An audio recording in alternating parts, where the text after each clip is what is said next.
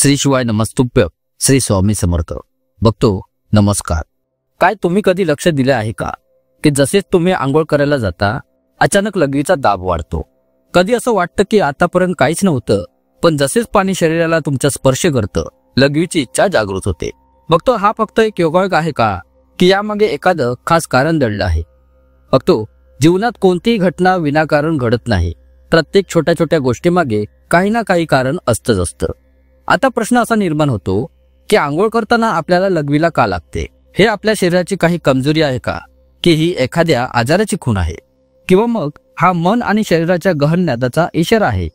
आता विचार करा, जर हा फक्त शरीराचा एक सामान्य कार्यभाग असता तर प्रत्येकाला तो इतक्या खोलवर जाणवला असता का. बघतो आंघोळ ही फक्त स्वच्छतेची गोष्ट नाही, तर आंघोळ ही एक अशी प्रक्रिया आहे ज्यामध्ये शरीर, मन आणि तुमची संपूर्ण चेतना जोडलेली असते. पाणी, ज्याला सर्वात पवित्र तत्व मानलं जातं, ते फक्त तुमचं शरीर धुत नाही तर शरीरात साचलेला थकवा, ताण आणि दडपण देखील धुवून टाकतं.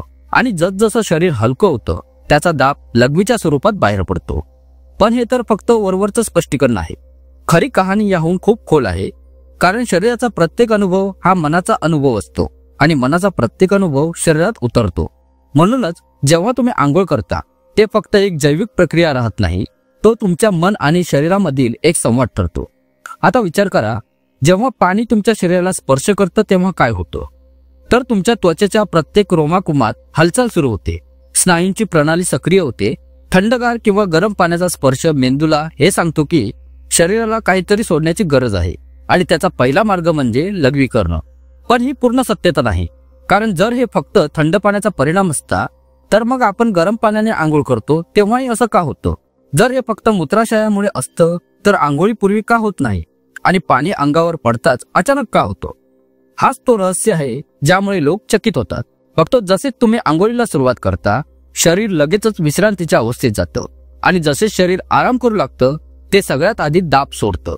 हा दाब कधी लघवीच्या स्वरूपात दिसतो, कधी खोल श्वासांच्या रूपात, तर कधी थकव्याच्या भावनेत.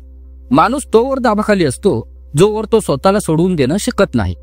आंघोळ करणं, पाण्यात बुडणं हे सगळं आपल्याला म्हणून आवडतं कारण ते आपल्या आतला भार हलका करतात. आता आठवून पहा, बघतो उन्हाळ्यात जेव्हा तुम्ही थंड पाण्याने आंघोळ करता तेव्हा पहिला शेडकावा संपूर्ण शरीराला झटका देतो. त्या झटक्यात शरीर क्षणभर नियंत्रण हरवून बसतं, आणि त्या नियंत्रण हरवण्यामुळे इच्छा निर्माण होते. आता तुम्ही विचाराल, हे प्रत्येकाला होतं का. तर हो, जवळजवळ प्रत्येकाने कधी ना कधी हे अनुभवलेलं असतं. पण फरक फक्त एवढाच की काही लोक ते साधं समजून विसरून जातात, तर काही लोक त्यामागचं रहस्य शोधायला लागतात. आणि जे शोधायला लागतात ते जीवनाच्या खऱ्या ज्ञानाच्या जवळ पोहोचतात. कारण इथेच एक नाजूक सत्य दडलेलं आहे. पाणी आणि लघवी हे दोन्ही एकाच तत्वाने बनलेले आहे. जेव्हा जेव्हा बाहेरचं पाणी शरीराला स्पर्श करतं तेव्हा शरीरातील पाण्याचं तत्वही प्रतिसाद देतं. हाच निसर्गाचा समतोल आहे. हा एक अनुवाद आहे. शरीर आणि निसर्ग यांच्यातील नातं आरशासारखं असतं. जे बाहेर घडतं तेच आतही परावर्तित होतं. त्यामुळे जेव्हा बाहेरचं पाणी शरीराला भेटतं तेव्हा शरीरातील पाणी म्हणजेच लघवी बाहेर पडण्यासाठी अस्वस्थ होते. आता प्रश्न असा उठतो की हे फक्त पाणी आणि मूत्राशयाचा विषय आहे का, की यामागचं अजून काही दडलेलं आहे.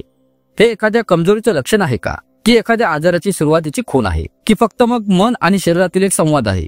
आणि इथूनच आपली यात्रा सुरू होते. बघतो शरीराच्या विज्ञानापासून ते आध्यात्मिक दृष्टिकोनापर्यंत. कारण जर आपण हे न समजता साधं म्हणून दुर्लक्ष केलं तर आपण जीवनातील एक मोठा संकेत गमावून बसू. म्हणून चला आता या रहस्याला आणखी खोलवर समजून घेऊयात. तर बघतो प्रत्येक वेळी जेव्हा तुम्ही काहीतरी सोडता, काहीतरी मुक्त करता, तेव्हा ते तुम्हाला तुमच्या भारातून स्वातंत्र्य देते. पण लक्षात ठेवा, हा प्रवास सोपा नसतो. कारण जे दिसतं ते नेहमी खरं नसतं, आणि जे दिसत नाही तेच खरा गाभा असतो. पण प्रश्न असा आहे की काही लोक हे जास्त का अनुभवतात आणि काही कमी. बघतो इथेच मानसशास्त्राची भूमिका येते. मानसशास्त्र सांगतं की आपलं मन आणि शरीर खोलवर जोडलेलं आहे. जसं मन विश्रांती घेतं तसं शरीर सुद्धा मुक्त होऊ इच्छितं. यालाच नैसर्गिक म्हणतात. विचार करा, जेव्हा तुम्ही रडता तेव्हा तुम्हाला कसे वाटते.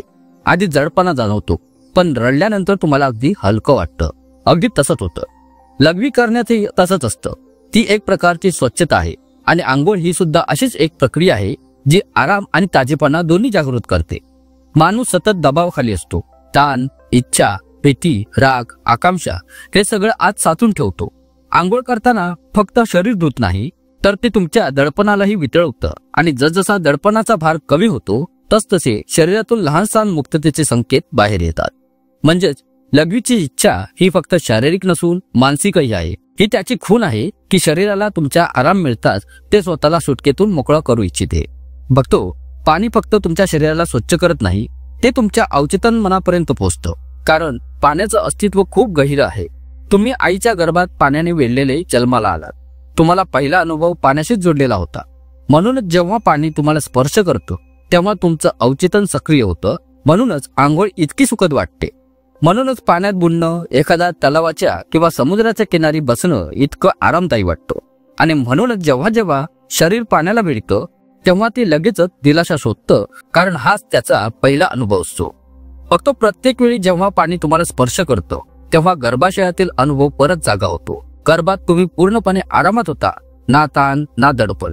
पाण्याचं वातावरण आणि दिलासा देणारा अनुभव हेच ती कारणं आहेत ज्यामुळे आंघोळ करताना लघवी येणं स्वाभाविक आहे. पण आता एक प्रश्न उरतो, आंघोळ करताना लघवीची इच्छा येणे हे फक्त एक सामान्य प्रतिक्रिया आहे का, की एखाद्या आजाराचं लक्षण असू शकतं? विज्ञान असं मानतं की जर ही समस्या वारंवार होत असेल, खूपच जास्त प्रमाणात तलब येत असेल किंवा तुम्हाला ही नियंत्रण करता येत नसेल तर ते ओव्हर ऍक्टिव्ह ब्लॅडर किंवा इतर एखाद्या वैद्यकीय स्थितीचं लक्षण असू शकतं. पण जर हे फक्त कधी कधी होत असेल तर हे अगदी नैसर्गिक आहे, पूर्णपणे सामान्य आहे. आता विचार करा, तुम्ही कधी लक्ष दिलंय का की ही इच्छा पाणी अंगावर टाकल्यानंतरच का वाढते? म्हणजेच इथे ट्रिगर म्हणजे पाणी आहे. आणि पाणी फक्त शरीरालाच नाही तर मन आणि अवचेतनालाही स्पर्श करते. म्हणून खरी गोष्ट ही आहे की तुम्ही याकडे फक्त एक समस्या म्हणून दुर्लक्ष करणार आहात का, की याला एक संकेत म्हणून घ्या की शरीर आणि मनाला आराम हवा आहे, हलकं व्हायचं आहे, मुक्त व्हायचं आहे.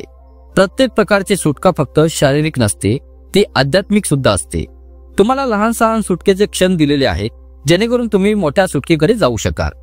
बघतो, लघवी, अश्रू, हसू हे सगळे छोट्या सुटकेचे मार्ग आहे. पण ध्यान ही सर्वात मोठी सुटका आहे. म्हणजेच जर तुम्ही हे समजू शकला की इच्छा काय ते, तर ती फक्त एक शारीरिक अनुभूती राहणार नाही तर ध्यानाकडे नेणारे एक पाऊल बनेल. बघतो, आशा करतो की तुम्हाला ही माहिती नक्कीच आवडली असेल. खूप खूप धन्यवाद.